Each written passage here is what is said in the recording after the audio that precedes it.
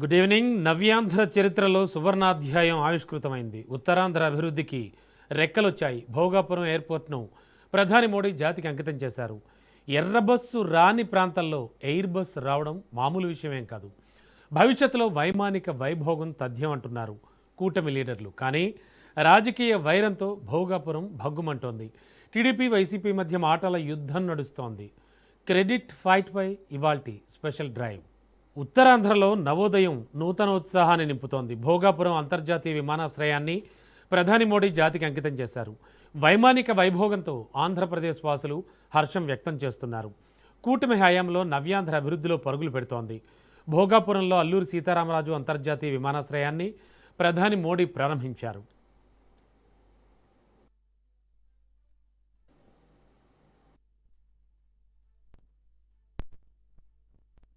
साथियों, आज का ये आयोजन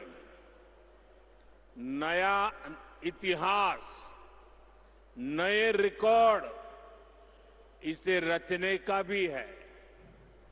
आज एक और विकास के नए रिकॉर्ड बन रहे हैं, तो साथ ही ढीमसा डांस का सांस्कृतिक रिकॉर्ड भी रचा गया है। और ये चंद्रबाबू की विशेषता है कि उन्होंने दो क्षितिजों को छुआ है। एक तरफ ऊंची आसमान को छूने वाली व्यवस्था, एयरपोर्ट का निर्माण, और दूसरी तरफ मेरे यहां के आदिवासी बहनों के द्वारा ढीमसा नृत्य का विश्व रिकॉर्ड बनाना। मैं चंद्रबाबू के इस विजन को विशेष रूप से सराहना करता हूं। గ్రీన్ఫీల్డ్ ఎయిర్పోర్ట్తో ఉత్తరాంధ్ర ఆర్థిక, పారిశ్రామిక, పర్యాటక రంగాల్లో పురోగతి ఖాయం అంటున్నారు కూటమి అగ్రనేతలంతా. త్వరలోనే పోలవరం కూడా పూర్తి చేసి 2027లో ప్రధాని చేతుల మీదుగా జాతికి అంకితం చేస్తామన్నారు ఏపీ సీఎం చంద్రబాబు. అలాగే 2028 నాటికి రాజధాని అమరావతి మొదటి దశ పనులు పూర్తి చేస్తామని చెప్పుకొచ్చారు ఆయన. ఉత్తరాంధ్రకు బంగారు భవిష్యత్తు ఇచ్చారు. నేడు ఉత్తరాంధ్రకి ఇంటర్నేషనల్ ఎయిర్పోర్ట్ వచ్చింది. ఉత్తరాంధ్రకి అంతర్జాతీయ ఐటీ దిగ్గజం గూగుల్ వచ్చింది. ఉత్తరాంధ్రకి ప్రపంచ స్థాయి స్టీల్ కంపెనీ ఆర్సీఆర్ మిత్తల్ వచ్చింది. ఇంకా ఎన్నెన్నో. ఇవన్నీ ఎలా వచ్చాయి? ఒక్కసారి మీరు ఆలోచించుకోవాల్సిన అవసరం ఉంది. 2 ఏళ్ల క్రితం విధ్వంసమైన రాష్ట్రం. ఆ రోజు నేను, పవన్ కళ్యాణ్ గారు, నరేంద్ర మోడీ గారి నాయకత్వంలో మీ అందరికీ ఒక హామీ ఇచ్చాం. రాష్ట్రాన్ని పునర్నిర్మాణం. మరోవైపు చూస్తే భోగాపురం ఎయిర్పోర్ట్ ప్రారంభంపై వైసీపీ ట్వీట్ చేసింది. రాష్ట్రానికి అంతర్జాతీయ విమానాశ్రయాన్ని అందించిన వైఎస్ జగన్మోహన్ రెడ్డికి ధన్యవాదాలంటూ పోస్ట్ చేసింది. తమ ప్రభుత్వ హయాంలోనే భూసేకరణకు 1200 కోట్లు ఖర్చు చేశామంటున్నారు ఫ్యాన్ పార్టీ లీడర్స్ అంతా. భూ నిర్వాసిత కుటుంబాలకు పరిహారం చెల్లించడంతో పాటు అవసరమైన అన్ని అనుమతులు సాధించామని గుర్తు చేస్తున్నారు. భోగాపురం ఎయిర్పోర్ట్ ప్రాజెక్టుకు అవసరమైన మౌలిక సదుపాయాల అభివృద్ధికి జగన్మోహన్ రెడ్డి శ్రీకారం చుట్టారని చెబుతున్నారు. పునాది వేసి దాన్ని సుసాధ్యం చేసిన నాయకుడు ఎవరో ప్రజలకు బాగా తెలుసు అంటున్నారు. అందుకే వాళ్ళంతా థ్యాంక్ యూ జగన్ అన్న అంటూ మనస్ఫూర్తిగా చెబుతున్నారని ట్వీట్ చేశారు. డిప్యూటీ సీఎం పవన్ కళ్యాణ్ గారు ముగ్గురి మాటల్లో కూడా దొర్లింది ఒక్కటే, ఏంటంటే ఎర్ర బస్సు కూడా రాదని ఎగతాళి చేసిన దగ్గరికి ఎయిర్ బస్ తెచ్చాము. సరే, 4వ వ్యక్తి ఇంకొకరు చేరారు. ఇప్పుడు కన్సర్న్డ్ మినిస్టర్ ఆయన రామ్మోహన్ నాయుడు, తను కూడా అదే అందుకున్నట్టున్నాడు. ఎందుకంటే స్క్రిప్ట్ ఒకటే రాయించుంటాడు కదా, 4 సేమ్ దీని నుంచి వచ్చారు. అందువల్ల శ్రీనివాస్ వర్మన ఆయనకు రాయించినట్ల, ఆయన దాంట్లో వచ్చినట్లేదు అనుకుంటా. ఆ మాట అన్నట్లేదు. ఎర్ర బస్సు ఎయిర్ బస్ అనేది వీళ్ళ మాటల్లో వచ్చింది. సో ఆ నలుగురు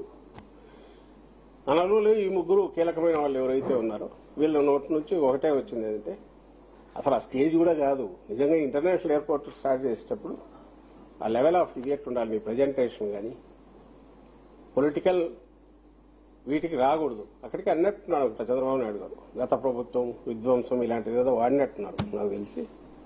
కానీ గొడ్డలి గిడ్డలి అనలేదు, ఆ మేరకు వదిలేసినాడు. లేకుంటే తన 2 దశాబ్దాలుగా భోగాపురం అంతర్జాతీయ విమానాశ్రయంపై రాజకీయ వివాదాలు, న్యాయ పోరాటాలు జరిగాయి. కానీ 2020 నుంచి 24 మధ్య జరిగిన వేగవంతమైన అభివృద్ధి దశ చివరకు చేరుకోవడంతో ప్రతిష్టంభన తొలగించింది. 2020 మార్చి 30న ప్రాజెక్టు అవార్డు చేయబడింది. గ్రీన్ఫీల్డ్ విమానాశ్రయాన్ని GMR ఎయిర్పోర్ట్స్ లిమిటెడ్కు అధికారికంగా అప్పగించింది ప్రభుత్వం. ఇక 2020 నవంబర్ 11న క్రిటికల్ క్లియరెన్స్ కూడా లభించింది. పౌర విమానయాన మంత్రిత్వ శాఖ నుంచి ఆమోదం సైతం లభించింది. కొత్త విమానాశ్రయానికి అవసరమైన మౌలిక సదుపాయాలు, వినియోగాల మద్దతు అందించడానికి రాష్ట్ర ప్రభుత్వం ఉత్తర్వులు జారీ చేసింది. 2024 ఫిబ్రవరి 16న గెజిట్ నోటిఫికేషన్ రిలీజ్ చేశారు. దీంతో ఉత్తరాంధ్రుల స్వప్నం సాకారంలో అటు వైసీపీ ఇటు టీడీపీ ప్రభుత్వాలు ఉన్నాయన్నది నగ్న సత్యం. అందుకే ఇరు పార్టీల మధ్య క్రెడిట్ ఫైట్ జరుగుతోంది.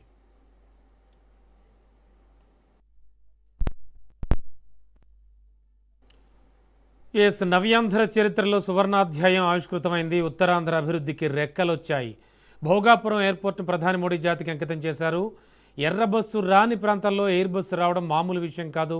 భవిష్యత్తులో వైమానిక వైభోగం తథ్యం అంటున్నారు కూటమి లీడర్లు. కానీ రాజకీయ వైరంతో భోగాపురం భగ్గుమంటోంది. టీడీపీ వైసీపీ మధ్య మాటల యుద్ధం నడుస్తోంది.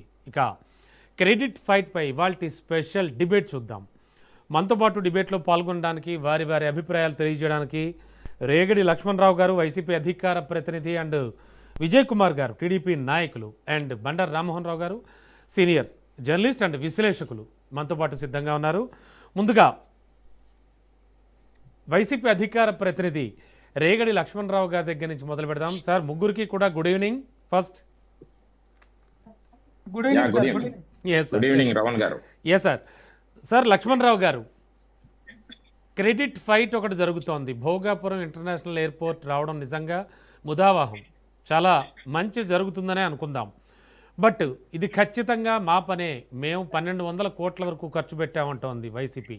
దీనిపై ఆల్రెడీ దీనికి మూల కారణం మేమే అంటోంది. చెప్పండి సార్. అందరికీ నమస్కారం అండి.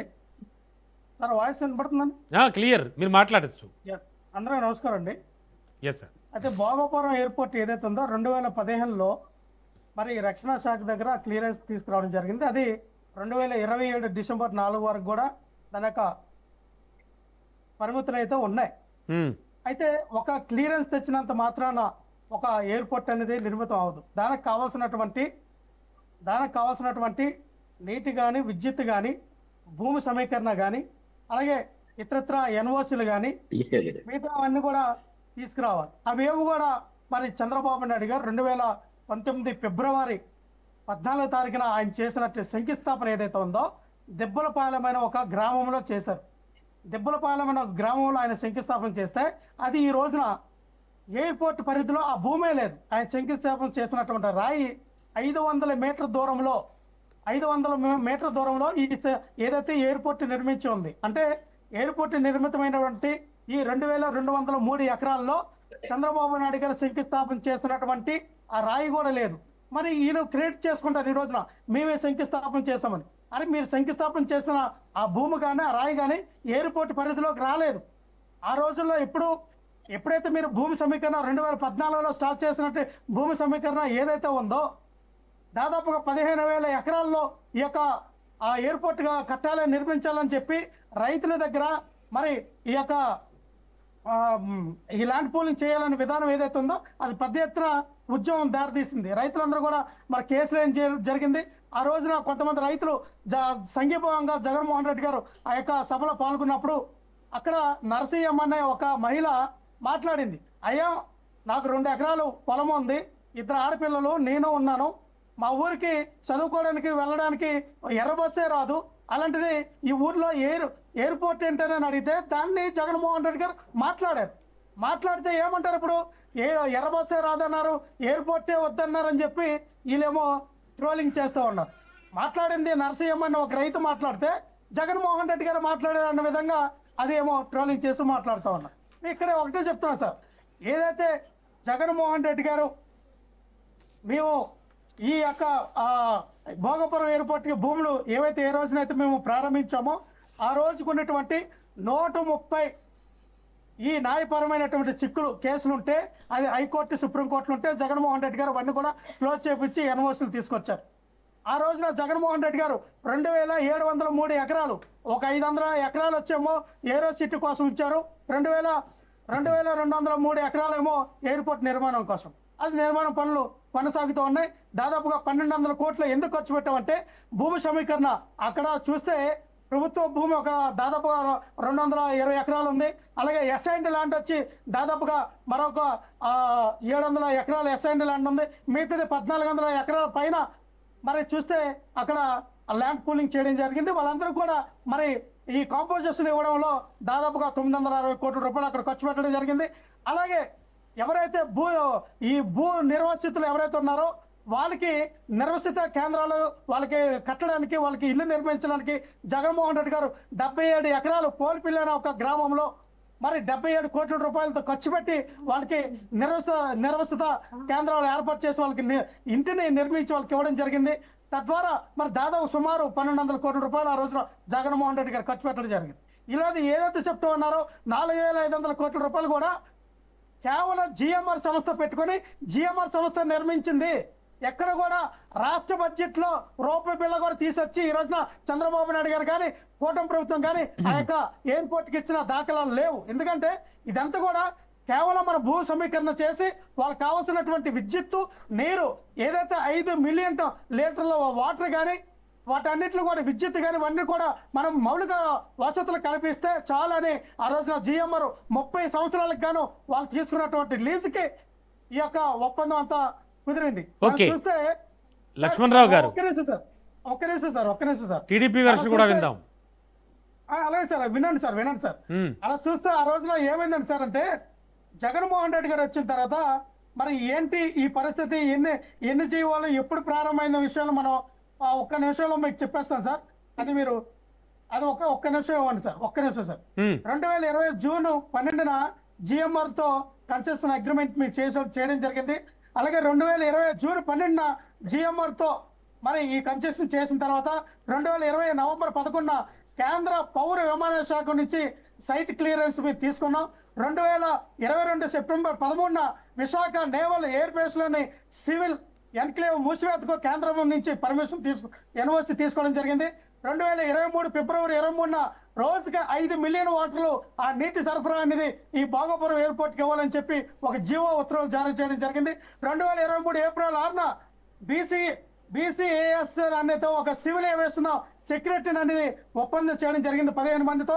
2023 మే 3న జగన్మోహన్ రెడ్డి గారు ఆ రోజున జగన్మోహన్ రెడ్డి చేతుల మీదుగా ఆ భూమి పూజ అనేది నిర్మాణ పూజ అనేది చేయడం జరిగింది. అలాగే 2023 మే 16న ఏరోనాటికల్ సర్వీస్ మద్దతుగా మన కేంద్ర పౌర విమానయాన శాఖ CVIL మధ్య MOU కుదిరించడం జరిగింది. 2023 అక్టోబర్ 31న విమానాశ్రయానికి అవసరమైనటువంటి 2203.2 ఎకరాల భూమిని జిఎంఆర్ జగన్మోహన్ రెడ్డి గారు అప్పగించారు. ఇది సార్ ఇంత కాంట్రిబ్యూషన్ మేము చేసాము. కాంట్రిబ్యూషన్ ఏమో వైఎస్ఆర్ కాంగ్రెస్ పార్టీ జగన్మోహన్ రెడ్డి గారి క్రెడిట్ ఏమో చంద్రబాబు ఓకే, మాట్లాడదాం. టీడీపీ వెర్షన్ కూడా తీసుకుందాం ఖచ్చితంగా. ఈ రోజున కూటమి ప్రభుత్వం వ్యవహారం నడుస్తూ ఉంది. ఓకే లక్ష్మణరావు గారు, టీడీపీ వెర్షన్ కూడా తీసుకుందాం. ఎస్, ఉత్తరాంధ్రలో నవోదయం నూతన ఉత్సాహాన్ని నింపుతోంది. భోగాపురం అంతర్జాతీయ విమానాశ్రయాన్ని ప్రధాని మోడీ ఇవాళ జాతికి అంకితం చేశారు. అయితే స్టార్ట్ చేసింది మొత్తం పనులన్నీ క్లియర్ చేసి క్లియరెన్స్లన్నీ తీసుకొచ్చింది మేమే అంటుంది వైసీపీ. అండ్ ప్రారంభోత్సవం చేసింది మాత్రం మేమే, దీనికి చాలా పాటుపడ్డామని. అలాగే ఉత్తరాంధ్రకి నవోదయం మొదలైంది అంటోంది కూటమి. మొత్తానికి ఏపీలో అయితే క్రెడిట్ ఫైట్ జరుగుతోంది. దానికి సంబంధించి మాట్లాడుతున్నాం ఇవాళ.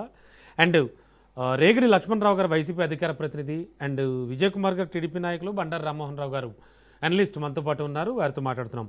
సార్ విజయ్ కుమార్ గారు, మీరు ఆల్రెడీ లక్ష్మణరావు గారు చెప్పిందంతా విని ఉంటారు. అండ్ ఓవరాల్గా మొత్తం అంతా చేసింది మేమే, పర్మిషన్స్ దగ్గర నుంచి కథ, screen play, direction, writing, music, everything మేమే ఇచ్చామంటోంది. జస్ట్ మీరు వచ్చి రిబ్బన్ కట్ చేశారు అంటోంది. ఏం చెప్తుంది కూటమి ప్రభుత్వం, ముఖ్యంగా టీడీపీ? రమణ్ గారు, ఎస్ సార్. గుడ్ ఈవినింగ్ అండి. ప్యానల్ ఉన్న సభ్యులకి, రాజ్ టీవీ న్యూస్ చూస్తున్న ప్రేక్షకులకు అందరూ కూడా నమస్కారం. Yes sir. ముఖ్యంగా ఆమె spokesperson for the state, yes sir. నాయకులు కాదు. రెండోది, సోదరుడు లక్ష్మణ్ రావు గారు చాలా చక్కగా మంచి స్క్రిప్ట్ తో, జగన్మోహన్ రెడ్డి గారు ఏ స్క్రిప్ట్ తో వస్తారో ఆ స్క్రిప్ట్ తో వచ్చాడు Lakshman Rao garu. Thank you so much Lakshman Rao garu. ఎందుకంటే ప్రజలకి నిజాలు తెలియాలి. ఎందుకంటే మీరు ఏదో చెప్పేస్తే నమ్మేసే పరిస్థితిలో ఈ రోజు రాష్ట్ర ప్రజలు అంత ఎర్రి వాళ్ళు కాదు. ఒక్క చిన్న byte I play. Ramana garu please look at this bite and then I will go for the debate.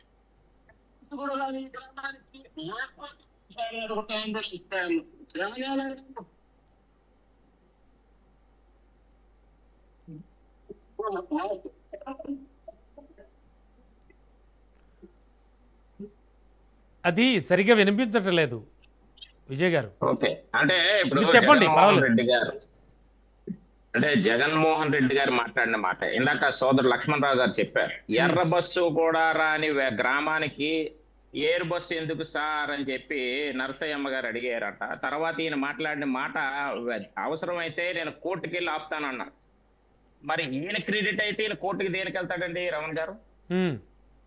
ఇప్పుడు క్రెడిట్ జగన్మోహన్ రెడ్డిదే. ఓకే, ఈయన శంకుస్థాపన చేశాడు. చెల్లికి మళ్ళా పెళ్లి అన్నట్టుగా 2014లో ఎన్డీఏ కూటమి ప్రభుత్వ హయాంలో చేసినటువంటి పరిస్థితి. ఆ రోజు అశోక్ గజపతిరాజు కేంద్ర మంత్రిగా అనేక మంది కేంద్ర మంత్రులు రావడం జరిగింది, శంకుస్థాపన చేయడం జరిగింది. అదే ఒక సాక్ష్యం. శిలాఫలకం అనేది ఒక సాక్ష్యం.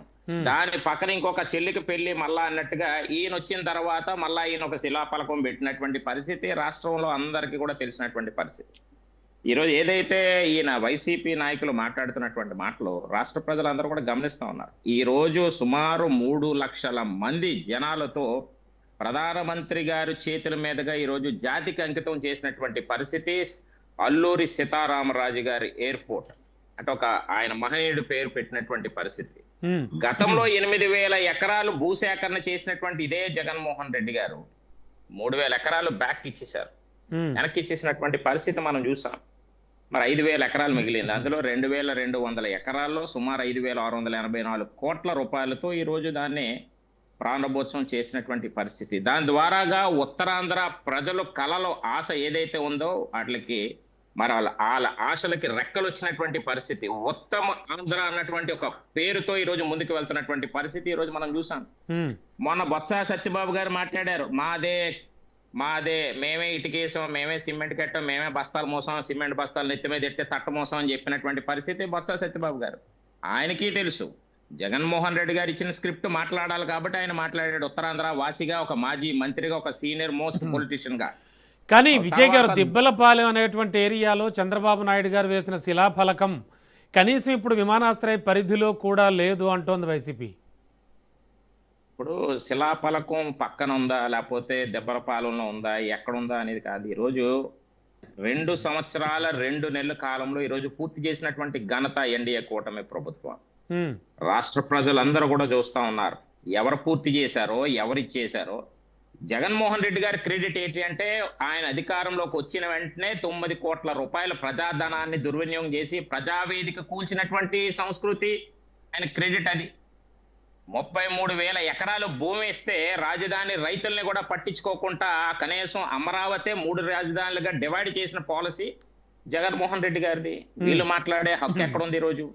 ఈరోజు వీళ్ళు మాట్లాడే హక్కు ఎక్కడుంది చెప్పండి? ఈరోజు లక్ష్మణ్ రావు గారు చెప్పింది ఇందాక మీరు విన్నారు. లక్ష్మణ్ రావు గారు చెప్పిన దాంట్లో ఒక పాయింట్ ఏమిటంటే 2023 వరకు కూడా ఆల్ పర్మిషన్స్ వచ్చేసాయి, ప్రతిదీ లిస్ట్ మొత్తం చెప్పారు ఆయన, ఏ రోజు ఏ డేట్ ఏం జరిగింది అనేది. రమణ గారు ఇప్పుడు ఆల్ పర్మిషన్స్ వచ్చేసాయి, అన్ని వచ్చేసాయి. 2019 నుంచి 2024 వరకు ఏం చేశారు? 2019 నుంచి 24 వరకు వైసీపీ ప్రభుత్వ హయాంలో జగన్మోహన్ రెడ్డి గారు దాన్ని ఎందుకు ముందుకు తీసుకెళ్లారు? ఓకే, వీళ్ళే వేశారు, వీళ్ళే శిలాఫలకం వేశారు, వీళ్ళే రిబ్బన్ కట్ చేశారు, అప్పుడంతా వీళ్ళే చేశారు. మరి చేసినప్పుడు ఎందుకు ముందుకెళ్లేదు? 5 సంవత్సరాల కాలంలో ఎయిర్పోర్ట్ కనీసం ముందుకు కూడా తీసుకెళ్ళినటువంటి పరిస్థితి దేనికి? ఎందుకు ఆ రోజు మీరు చేయలేకపోయారు? చెప్పండి, సమాధానం చెప్పండి. మరి భూసేకరణకి సార్ విజయ్ గారు, భూసేకరణకి సంబంధించి 1,200 కోట్లు ఖర్చు పెట్టడం కానీ, మళ్ళీ నేను చెప్పినట్టుగా ఈ పర్మిషన్స్ కానీ ఇవన్నీ మా పనే అంటోంది వైసీపీ. చెప్పుకోనందుకు చాలా ఉంటాయి సార్. 1,200 కోట్లు అంటే జగన్మోహన్ రెడ్డి జోబులో ఆయన ఖర్చు పెట్టాడా? ఆయన జగన్మోహన్ రెడ్డి జోబులో ఖర్చు పెట్టాడా? విశాఖపట్నంలో నేను విశాఖపట్నం వాసిగా తాకాటు పెట్టాడు 25,000 కోట్ల రూపాయలకి ఈ రోజు ఆయన తాకట్టు పెట్టేశాడు. ప్రభుత్వ ఆస్తులు, కలెక్టర్ ఆఫీస్ తాకట్టు పెట్టాడు, సర్క్యూట్ హౌస్ తాకట్టు పెట్టాడు, పాలిటెక్నికల్ కాలేజ్ తాకట్టు పెట్టేశాడు, ఎంఆర్ ఆఫీసులు తాకట్టు పెట్టేశాడు. ఇవన్నీ ఎవరివి? జగన్మోహన్ రెడ్డి సొంత సొమ్మ. ఎవరు తీర్చాలి? రాష్ట్ర ప్రజల మీద పడినటువంటి భారం ఇదంతా. బట్ సార్ ఈరోజు వీళ్ళు జిఎంఆర్తో కాంట్రాక్ట్ కుదుర్చుకుని వాళ్ళతోనే ఖర్చు పెట్టించి వాళ్ళతోనే ఫినిష్ చేయించి ఇప్పుడు క్రెడిట్ అంతా చంద్రబాబు నాయుడు గారు తీసుకుంటున్నారు. ఆల్రెడీ గవర్నమెంట్ నుంచి ఒక్క సింగిల్ ఎన్పి తీసి ఖర్చు పెట్టలేదు ఎయిర్పోర్ట్కి అనే దానిపై ఏం చెప్తారు? ఏమండి, ప్రభుత్వం నుంచి ఒక్క రూపాయి ఖర్చు పెట్టలేదు అన్నది ఏమన్నా వీళ్ళ దగ్గర ఏమన్నా ఉన్నాయా? ప్రభుత్వం నుంచి ఒక్కటి ఖర్చు పెట్టలేదు అనేది మాట మాట్లాడడానికి చాలా మాట్లాడొచ్చు మీడియా ముందుకు వచ్చి. ఈ రోజు జిఎంఆర్ అన్నటువంటి సంస్థ గతంలో శంషాబాద్ ఎయిర్పోర్ట్ నిర్మాణానికి కూడా ఆ రోజు ఇంత భూసేకరణ ఎందుకు అని చంద్రబాబు నాయుడు గారిని ముందు చాలా మంది ఆహ్వానం చేశారు. తర్వాత ఈరోజు శంషాబాద్ ఎయిర్పోర్ట్ ఏ విధంగా ఉంది? ఈ రోజు ప్రతి ఒక్కటి మనం గమనించాలి. ఒక విజన్ ఉన్నటువంటి నాయకుడు, ఒక విజనరీ లీడరు. ఈ రోజు లాస్ట్ టైం 2020 విజన్ తో హైదరాబాద్ సిటీ ఏ విధంగా హైటెక్ సిటీ గానీ, ఉన్నటువంటి మాదాపూర్ గానీ, ఉన్నటువంటి ఔటర్ రింగ్ రోడ్ గానీ, ఈ రోజు శంషాబాద్ ఎయిర్పోర్ట్ గానీ ఏ విధంగా డెవలప్మెంట్ అయ్యాయి? ఈ రోజు మనం అన్ని ఆలోచించాలి. మనం ఏదో మన నాయకుడిని మెప్పు పొందాలని చెప్పి ఇష్టం వచ్చినట్టు మాట్లాడేస్తే రాష్ట్రంలో ప్రజలందరూ కూడా చూస్తా ఉన్నారు. ఈ మీడియా ద్వారా, మీ ఛానల్ ద్వారా అనేక మంది వింటా ఉన్నారు. ఎవరిది క్రెడిట్, ఎవరు విజనరీ లీడరు, ఎవరు పూర్తి చేశారు, ఎవరు దీన్ని రాష్ట్రాన్ని ముందుకు నడిపించే దశలో ముందుకెళ్తా ఉన్నారని. ఈ రోజు వీళ్ళు చేసినటువంటి పరిస్థితి, ఆ రాష్ట్రానికి రాజధాని లేకుండా చేసినటువంటి పరిస్థితి ఈ రోజు వీళ్ళు మాట్లాడినందుకు ఎక్కడుందండి హక్కులకి? మాట్లాడే రెండోది, ఈ రోజు ఒక్క విషయం చెప్తా ఉన్నాను. రాష్ట్ర ప్రజల సమస్యల కోసం దీని గురించి మాట్లాడలేనటువంటి పరిస్థితి ఈ రోజు జగన్మోహన్ రెడ్డి గారు అయితే, ఈ రోజు కేవలం ఒక హత్య జరిగితే సీదిరి అప్పలరాజు అన్నటువంటి కుర్రవాడు ఎవరైతే వాళ్ళ కొడుకు చేసినటువంటి యాక్సిడెంట్, ఒక గొర్రెల కాపర్ని చంపేస్తే ఆ తారుమారు చేసి ఆ కేసుల విషయంలో ఆయన జైలుకి వెళ్తే ఆ జైలుకి వెళ్ళి పరామర్శించడానికి వచ్చినటువంటి పరిస్థితి. అంటే ఈ రోజు కేవలం ప్రజా సమస్యల మీద ఆయన పోరాటం చేశారు. సార్, ఎయిర్పోర్ట్కి సంబంధించే మాట్లాడదాం. ప్రస్తుతానికి అదే మనం డిబేట్ తీసుకున్నాం కాబట్టి ఆ విషయం మీదే కొంచెం ప్రజలకి తెలిసేలా మాట్లాడదాం. ఒక్క నిమిషం అండి, బండారు రామ్మోహన్ రావు సార్ది కూడా వెర్షన్ తీసుకుందాం మనం. Sir sir Rammohan Rao sir, ఏమిటి సార్ ఈ భోగాపురం ఎయిర్పోర్ట్ కథా కమామీషు చూస్తున్నారు కదా? క్రెడిట్ ఫైట్ అయితే జరుగుతోంది. మొత్తం పర్మిషన్స్ అన్నీ మేమే తెచ్చాం, మొత్తం అసలు కాన్సెప్ట్ మాదే అంటోంది వైసీపీ. లేదు ఆల్రెడీ మేము ఫౌండేషన్ స్టోన్ వేశాం, ఇప్పుడు దానికి మరింత అధునాతనంగా నిర్మించి పడేసామంటోంది కూటమి ప్రభుత్వం, ముఖ్యంగా టీడీపీ నాయకులు. ఇవాళ ప్రధాని మోడీ వచ్చారు, ఆయన స్టార్ట్ చేశారు. చాలా నిజంగా ఒక ప్రదేశం, ఒక ప్రాంతం అభివృద్ధి అవుతుంది అనడంలో ఇలాంటివి కొత్తవి రావాలి, no doubt at all. That వెనకబడ్డ ఉత్తరాంధ్ర లాంటి ప్రాంతానికి ఇలాంటివి రావడం చాలా ముఖ్యం, చాలా కీలకమైన విషయం సార్. సో ఎలా చూడాలి సార్ ఓవరాల్గా ఇష్యూని? రమణబాబు గారు, మీకు అట్లాగే లక్ష్మణరావు గారికి, అట్లాగే విజయ్ గారికి, రాజ్ న్యూస్ ప్రేక్షకులు నమస్కారం సార్. ఆ రెండు పార్టీలు చెప్పులు కాలు పెట్టండి అని కొన్ని విషయాలు మనం మాట్లాడారు. మొట్టమొదటి ఆంధ్రప్రదేశ్ ప్రజల అదృష్టము, ఆంధ్రప్రదేశ్ ప్రజలకు ఒక మంచి నిధి దొరికినట్టు రకంగా చెప్పాలంటే ఉత్తరాంధ్రతో పాటు ఆంధ్రప్రదేశ్ మొత్తం అభివృద్ధి చెందినట్టే లెక్క. ఎందుకంటే విమానాశ్రయం రావడం అందరికి ఆహ్వానించదగ్గది. ఇప్పటిదాకా మన విమానాశ్రయాలు చూసుకుంటే మనకు తిరుపతి కానీ, మనకు గన్నవరం కానీ, కడపది కూడా కొంత నడుస్తుంది. కర్నూలు, దోనకొండ బంద్ అయింది, ఇప్పుడు లేవు. అట్లాగే పుట్టపర్తి ఏమో మనకు అది ప్రైవేట్ విమానాశ్రయం. విశాఖపట్నం విమానాశ్రయం సరిపోకనే అది రక్షణ శాఖ ఆధ్వర్యంలో ఉంది కనుక చాలా ప్రయత్నం చేస్తున్నాం. 10 ఏళ్లకు ఈ కళ సాకారమైంది. 2017 నుంచి లక్ష్మణరావు గారు చాలా వివరాలు బాగా చెప్పారు. పొద్దున వైసీపీ నాయకుడిని అడిగాను, ఇట్లా చెప్తే బాగుంటది కదా, మీరు క్రెడిట్ వారు నడిచినప్పుడు మీరు ఏం చేశారో చెప్తే వాళ్ళని అడగొచ్చు కదా అన్నాను, వివరంగా చెప్పారు. అందులో విభేదించింది విజయ్ గారు ఒకటి ఆయన ఎర్ర బస్సు రాని దానికి ఇక్కడ ఎందుకు చేశారు అనే మాట ఆయనే అన్నారని చెప్పి వారు చెప్తున్నారు. సరే, ఆ వివాదాలు మనకు అవసరం లేదు.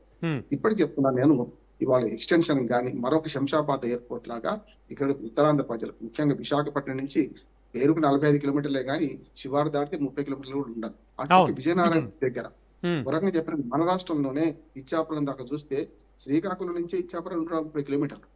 గట్టిగా మాట్లాడితే ఉత్తర మనకు దక్షిణ ఒరిస్సా ప్రాంతం కూడా బరంపురం మనదే కదా, మనం బరంపురం అంటాం. అక్కడి నుంచి అంతా కూడా ఇవాళ కలకత్తా మద్రాసు మధ్యన ఒక పెద్ద ఇంటర్నేషనల్ ఎయిర్పోర్ట్ తయారైంది. దానికి అభినందించాలండి ఏ ప్రభుత్వం చేసి.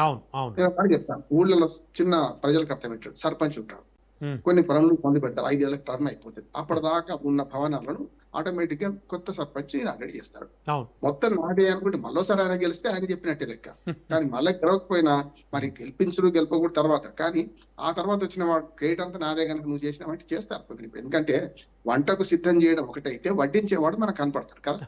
అవును. ఇప్పుడు లక్ష్మణరావు గారు చెప్పిన సిరీస్ ఏంటంటే 2019లో చంద్రబాబు నాయుడు గారు శంకుస్థాపన చేసినప్పుడు అక్కడ ఏమీ లేదు, శంకుస్థాపన చేశారు, ఆ రాయి కూడా ఇప్పుడు అందులోకి రాదంటే అందులోకి రాలేదా, విమానాశ్రయం కఠిన ప్రాంతంలోకి రాలేదా, మొత్తం విమానాశ్రయ భూమి 2250 ఎకరాలకు రాలేదా అనేది వారు చెప్పాలి. అది వేరు. అవును. నేనేమంటే అంటే మొత్తం విమానాశ్రయం కట్టిన 2200 ఎకరాలు అయితే కట్టరు కదా, 100-200 ఎకరాలు కడతారు. అందులోకి ఇది ఉందా లేదా చెప్పండి. మిగతా ఇన్ఫ్రా అంతా డెవలప్ చేస్తారు sir. Yes exactly. Roads and అభినందిస్తున్నాను మిగతా వైసీపీ నాయకులాగా గాలికి మాట్లాడి అభినందిస్తున్నాను మిమ్మల్ని. రెండోది ఏంటంటే ఇప్పుడు వడ్డించేవాడు ఇప్పుడు కనపడుతున్నాడు మనకి. ఎవరు? చంద్రబాబు నాయుడు గారు, లేకుంటే లోకేష్, లేకుంటే మనకు ఉప ముఖ్యమంత్రి, లేకుంటే ఇప్పటి ప్రభుత్వం. నేను ఏమంటున్నాను రమణ గారు, ప్రభుత్వాలు శాశ్వతం, పార్టీలు శాశ్వతం కాదంటున్నాను. అందుకనే 5 ఏళ్ళేమో వాళ్ళని కూటమిని గెలిపించారు, మళ్ళీ 5 ఏళ్ళు వైసీపీ గెలిపించారు, మళ్ళీ 5 ఏళ్ళకి ఇప్పుడు వీళ్ళని గెలిపించారు. కనుక ప్రభుత్వం శాశ్వతం కానీ పార్టీలు శాశ్వతం కాదు. ఎవరు క్రియేట్ చేసినా కూడా ఇదంతా ఆంధ్రప్రదేశ్ ప్రజలు క్రియేట్. ఇంతకు ముందు విజయ్ గారు అన్నారు కదా, ఎవరి జేబులు వచ్చి ఎవరు పెట్టరండి, ఎవరి జేబులు ఎందుకు పెడతారు? ఖచ్చితంగా ప్రభుత్వం. అది కాక ఇదంతా ఎయిర్ ఫోర్స్, మన ఇండియన్ మన విమానయాన శాఖ దాన్ని కాంట్రాక్ట్ ఇచ్చింది. జిఎంఆర్ వాళ్ళు కాంట్రాక్ట్ తీసుకున్నారు. శంషాబాద్ ఎయిర్పోర్ట్ ఎట్లా వసూలు చేసుకుంటారు అట్లా చేస్తారు. మళ్ళీ 150 కిలోమీటర్ల లోపల ఇంకో ఇంటర్నేషనల్ ఎయిర్పోర్ట్ రానివ్వరు కూడా కదా వాళ్ళది. కనుక డబ్బులు ఖర్చు పెట్టడంలో మొట్టమొదటి భూమి సేకరణ. ఆకాశంలో ఇది రావు కదా, అదే భూమి సేకరణ విషయంలో అదే ప్రాథమికంగా బేసిక్ గా చేయాల్సిందంతా మేము చేసేసాం అంటోంది వైసీపీ. అంటే చెప్తున్నాను. అందుకనే 2019లో మన జగన్మోహన్ రెడ్డి గారు రాకముందు మొదటి శంకుస్థాపన చేసింది చంద్రబాబు నాయుడు గారు. శంకుస్థాపన చేస్తే అయిపోయింది, ప్రభుత్వం మారింది కదా. ఆ తర్వాత మిగతా భూమి సేకరణ గానీ, సేకరణలో ఇబ్బందులు ఎదుర్కోవడం కానీ, 1200 రూపాయలు ఖర్చు పెట్టడం కానీ, కోట్ల ఖర్చు పెట్టడం కానీ చేశారు. భవనాలు ఎప్పుడు కట్టారు అనేది కదా. ఇప్పుడు తర్వాత మీరు పర్మిషన్ తీసుకురావడం చేశారు. ఈ లోపల ప్రభుత్వం పడిపోయింది. మీరు ప్రభుత్వం ఉంటే మీరే చేసేవాడేమో. కొత్త ప్రభుత్వం వచ్చింది. వాళ్ళు 2 సంవత్సరాలలో 2 సంవత్సరాలు 2 నెలల్లో ఈ భవనాల నిర్మాణం పూర్తయిందని వీళ్ళు అంటున్నారు. లేదనుకోండి లక్ష్మణరావు గారు చెప్పొచ్చు, అయ్యా మేము ఈ టెర్మినల్ మొదలు పెట్టాం, ఇంత కట్టినామని చెప్పొచ్చు. ఎవరు కట్టినా ఇది ప్రజల క్రియేట్ కానీ పార్టీలు క్రియేట్ ఎట్లయితుంది? పార్టీలన్నీ కూడా దానికి ఊతమిచ్చేది. మొదటి నుంచి కేంద్ర ప్రభుత్వానికి ఆనాడు కూటమి ప్రభుత్వం 2014 నుంచి 19 దాకా వాళ్ళు ఏ బిల్లు అయినా పాస్ కావాలంటే వాళ్ళు సహకారం తీసుకున్నారు. ప్రత్యేక హోదా తెస్తే మేము 25 సీట్లు మాకు ఇస్తే చేస్తామని ప్రజలతో నమ్మించారు. ఆఖరికి 22 సీట్లు ఇచ్చారు ఏది వైసీపీకి. కానీ ప్రత్యేక హోదా రాలేదు. అది వేరే సంగతి కావచ్చు. కానీ ఆ తర్వాత కూడా ప్రతిపక్షంలో ఉన్న ప్రభుత్వంలో ఉన్న మొదటి నుంచి జగన్మోహన్ రెడ్డి గారు కూడా కేంద్రంలో మోడీ ప్రభుత్వం ఏం చేసినా దానికి సపోర్ట్ ఇప్పుడు కూడా చేస్తున్నారు. చూసాం కదా, మన మహిళా అభివృద్ధితో సహా చేస్తున్నారు. కానీ కేంద్రంతో సఖ్యత ఉండడం వల్ల ఆంధ్రప్రదేశ్ ప్రజలు అదృష్టం అంటున్నారు. ఏ పార్టీ ఉన్నా వాళ్ళని వీళ్ళైనా. ఇప్పుడు నేను ఏమంటే క్రెడిట్ వారి గురించి ఎందుకు మాట్లాడుతున్నారు? మీరు చేసింది మీకు తెలుసు కదా. అంతిమంగా ప్రజలకు తెలుసు కదా అక్కడ శంకుస్థాపన ఎవరు చేసిండ్రు, భూమి సేకరణ ఎవరు చేసిండ్రు, అందులో ఎవరు మాట్లాడిండ్రు, ఏ రకంగా ఇప్పటిదాకా అనుమతులు వచ్చినాయి, డేటాతో సహా లక్ష్మణరావు గారు చెప్పారు కదా. ఆ క్రెడిట్ వాళ్ళకే దక్కుతుంటున్నా స్పష్టంగా. ఆ మొదటి 5 ఏళ్లలో వారు చేసిన క్రెడిట్ ఖచ్చితంగా జగన్మోహన్ రెడ్డి గారి ప్రభుత్వం దక్కుతుంది, ఆంధ్రప్రదేశ్ ప్రభుత్వం దక్కుతుంది. ఈ 2 ఏళ్లలో మీరు చేసిన కనుక భవనాలు కట్టించడం వీళ్ళు దక్కుతుంది. ఇంత చిన్న సింపుల్ విషయానికి వాళ్ళ మీద వీళ్ళ మీద వాళ్ళు అరుచుకోవడం ఇవన్నీ పోకుండా దీన్ని మనం ఒక రకంగా చెప్పాలంటే ఉత్తరాంధ్రకి కాదు ఆంధ్రప్రదేశ్ వరం కనుక దీన్ని ఇంకా ఎట్లా డెవలప్ చేసుకుందాం. నిజంగా చెప్పాలంటే ఒక పొరపాటు ఇప్పుడు కూటమి ప్రభుత్వం చేస్తుందంటే 2700 ఎకరాల్లో 500 ఎకరాలు వేరే అవసరాలు కేటాయించుకున్నాం. నేను మొదటి నుంచి డిమాండ్ చేస్తున్నా 500 ఎకరాలు కూడా దీనికే ఇవ్వండి. ఎట్లాగో సేకరించారు. 5000 ఎకరాల నుంచి ఏమైంది 2700 ఎకరాలకు వచ్చింది. 27 నుంచి ఏమొచ్చింది 2200 ఎకరాలకు వచ్చింది. సుమారుగా చెప్తాను. ఏమంటారంటే పంచపాడలు ఎంతమంది అంటే మంచం కోళ్ళే అన్నట్టు 5000 ఎకరాలు సేకరించినప్పుడు అంతెందుకు అంటారు. కానీ తప్పనిసరి ఎయిర్పోర్ట్ పెద్దది కావాలంటే ఇప్పటికే విశాఖపట్నం సరిపోకనే ఇక్కడ పెట్టుకున్నాం. మనం ఎట్లా పెట్టుకున్నాం? నిజంగా చెప్పాలంటే రన్వే చిన్నగా ఉండొద్దు, బోయింగ్ విమానాలు దిగాలి, ఎయిర్ బస్సులు దిగాలి, పెద్దవి దిగాలి. ఇవన్నీ లేకనే కదా విశాఖపట్నం ఎందుకు మార్చుకున్నాం? రక్షణ శాఖకి ఎందుకు రాత్రిపూట విమానాలు అనుమతిస్తలేరు. వాళ్ళకి మధ్యాహ్నం కూడా చాలా సమస్యలు ఉన్నాయి సార్. అంతర్జాతీయ పేరే గానీ 4 దేశాలకు కూడా అక్కడి నుంచి విమానాలు నడుస్తున్నాయి. మళ్ళీ శంషాబాద్కి రావాల్సి వస్తుంది. ఇవన్నీ కదా. అందుకని విస్తరణకు అవకాశం లేదు. పౌర ఆవాసాలు పెరిగినాయి. అందుకనే క్రెడిట్ చోరీ మీద ఇద్దరి మీద ఒకరి మీద ఆరోపణ చేసుకోకండి. ఇద్దరు కలిస్తేనే పని అయింది. ఇద్దరికి క్రెడిట్ దక్కదు అంటున్నాను. వాళ్ళేమో భూసేకరణ నుంచి అనుమతులు వాళ్ళే ఇచ్చారు. తర్వాత బిల్డింగ్స్ వీళ్ళు కట్టారు. చివరికి వడ్డించే వాడికి పేరు వస్తుంది వద్దన్న మీరే ప్రభుత్వం నుండి మీరే వడ్డించేవాళ్ళు కనుక వాళ్ళకి పేరు వచ్చింది కనుక నేనే చేశానంటే కష్టం. కొన్ని మాటలు అప్పుడప్పుడు అన్నా అనకున్నా కొన్ని ప్రచారాలకు వస్తాయి. నువ్వు వరి వేస్తే ఊరి అని కేసీఆర్, లేకపోతే వ్యవసాయం దండగా అనడం లేదు కానీ మన చంద్రబాబు నాయుడు గారికి, అట్లాగే ఎర్ర బస్సు రాని ఊరికి ఇది అవసరమా అనేది వీరు పాకిస్తాన్ అన్న మాట విజయ్ గారు చెప్తున్నారు. దానికి కౌంటర్ చేయాల్సిన బాధ్యత మరి వారిదే కదా. కోర్టుకి వెళ్తా అన్నాడా అని లేదా వీడియో సరికి వినాలి విజయ్ గారు. అది ఉంటే పెట్టండి, బాగుంటది. నష్టం లేదు. ఎందుకంటే మీ క్రెడిట్ వారిలో వాస్తవాలు ప్రజలకు తెలవాల్సిన అవసరం ఉంది. మీరు చెప్పేది నమ్మం కదా, వివరాలు ఉంటాయి కదా, రికార్డు ఉంటుంది రమణ గారు. అన్ని ఆధారాలతో ఏమైనా సరే నేనైతే ప్రజల తరపున మీ ఇద్దరికి క్రెడిట్ ఇస్తున్నాను. మొదలుపెట్టి మీరు షూర్ సార్ లక్ష్మణరావు గారు వెర్షన్ తీసుకున్నాక మీ దగ్గరికి వస్తా సార్. మీరు మాట్లాడతారు. ఒక్క నిమిషం లక్ష్మణరావు గారు. క్రెడిట్ రెండు పార్టీలది, ఇద్దరిది కూడా అంటున్నారు ఆయన. ఈ పాయింట్ క్లారిటీ లేదని చెప్పారు జగన్మోహన్ రెడ్డి. అది మీరు మాట్లాడదురు. ఒక్క నిమిషం లక్ష్మణరావు గారు మాట్లాడివ్వండి. సార్ లక్ష్మణరావు గారు, రెండు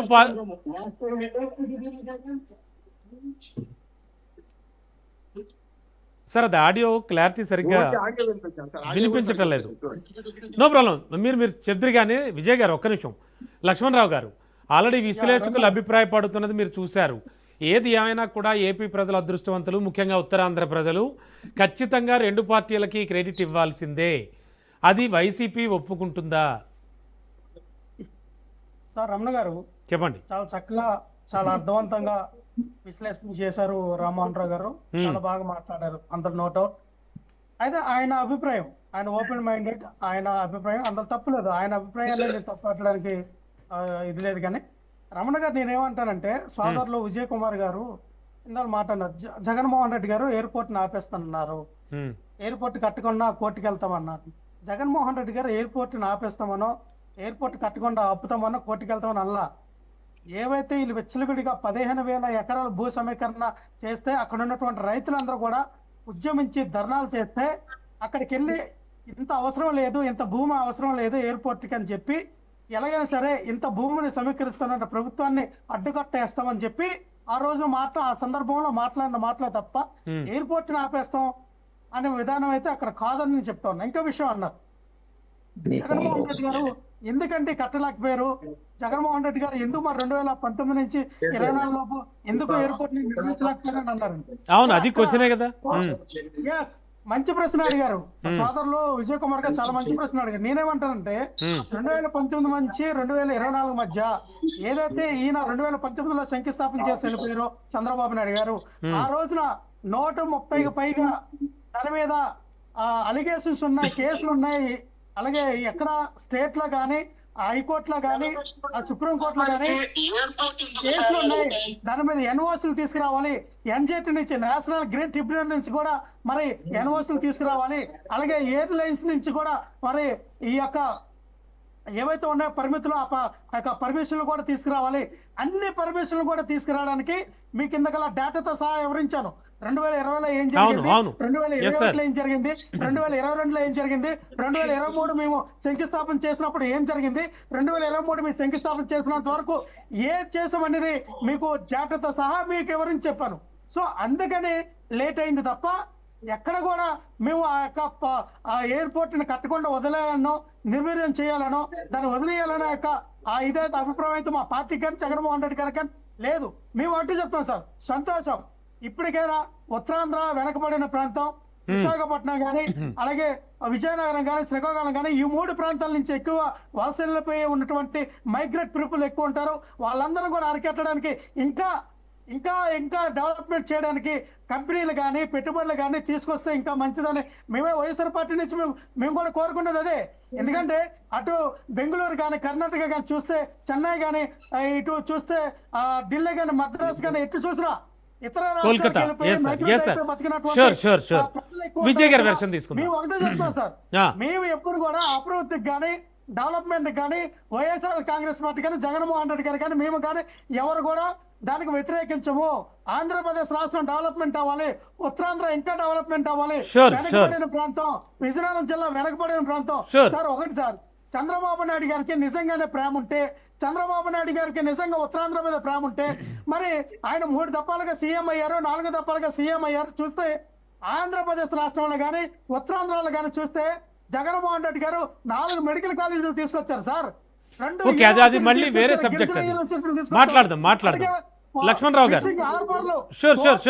అలాగే ఫిషింగ్ ల్యాండ్ సెంటర్లు జగన్మోహన్ రెడ్డి ఒక్క నిమిషం అండి.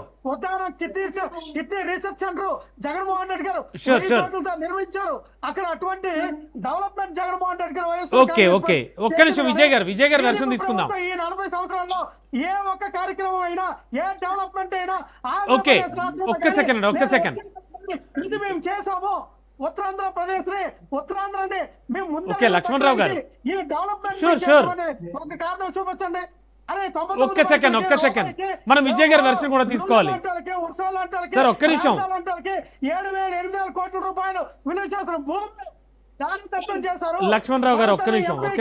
5,000 కోట్లు విలువ చేసినటువంటి భూమి 54 ఎకరాలు దానదత్తం చేశారు. మీరు అలా నాన్ స్టాప్ గా మాట్లాడితే వారి వెర్షన్స్ కూడా తీసుకోవాలి మనం. చెట్ల భూమి ఒక్క నిమిషం. 15,000 కోట్లు విలువ చేసిన భూమిని దానదత్తం చేశారు. సార్ ఒక్క నిమిషం. విజయ్ గారు, మీరు విన్నారు కదా, విశ్లేషకులు అభిప్రాయపడుతున్నది కావచ్చు, అంతా అనుకుంటుంది కావచ్చు, క్రెడిట్ అయితే మాత్రం 2 పార్టీలది, ఇరువురు నాయకులది అనేది చెప్తూ ఉన్నారు. సేమ్ లక్ష్మణరావు గారిని ఏమడిగానో అదే మిమ్మల్ని అడుగుతున్నాను నేను.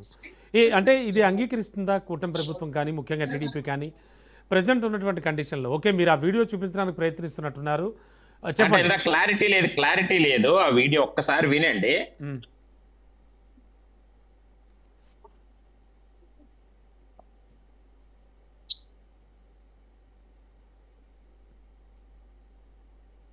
వస్తలేదు సార్, విజయ్ గారు వస్తలేదు. రావట్లేదు విజయ్ గారు, రావట్లేదు. నేను అదే అంటున్నాను. మీరు మాట్లాడండి విజయ్ గారు, మీరు చెప్పండి.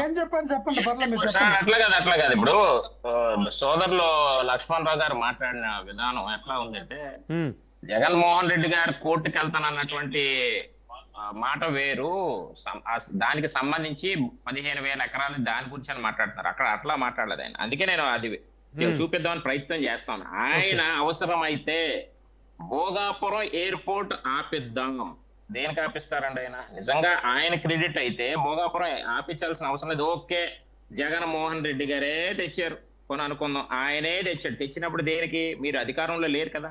లేనప్పుడు ఉన్నటువంటి కూటమి ప్రభుత్వం చేస్తున్న దాన్ని అప్రిషియేట్ ఎందుకు చేయరు మీరు? దాన్ని ఎందుకు స్వాగతించరు మీరు? అభివృద్ధి చేశారు, 4 మెడికల్ కాలేజ్ తెచ్చారు, అయ్యి అంటే మనం అరిసేస్తే కాదు బ్రదర్. మనం we should give an explanation to the people, public.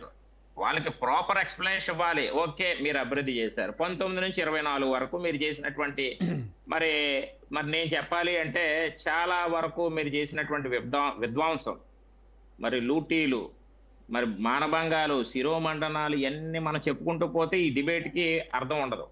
వాళ్ళు గుర్తుపెట్టుకోవాలి, ఈ రోజు 2019 నుంచి 24 వరకు జగన్మోహన్ రెడ్డి చేసింది ఏంటి అంటే, రాష్ట్ర ప్రజల మీద లక్షలాది రూపాయలు భారం మోపారు తప్ప, సంక్షేమం అని చెప్పి బటన్ నొక్కుడి కార్యక్రమం తప్ప ఒక్క ఇటుకు కూడా పేర్చినటువంటి దాఖలాలు ఎక్కడా కూడా లేవు. అభివృద్ధి అని మాట్లాడుతూ ఉన్నాడు సోదరు లక్ష్మణరావు గారు. పోలవరం అభివృద్ధి, ఓకే, ఒక ఇరిగేషన్ మంత్రిగా అనిల్ కుమార్ యాదవ్ ఆ రోజు అసెంబ్లీలో బల్లగుద్దాడు. డిసెంబర్ 2021కి మేము పూర్తి చేస్తాం అని చెప్పి సినిమా డైలాగ్లో వాడాడు. ఆయన వెళ్ళిపోయాడు.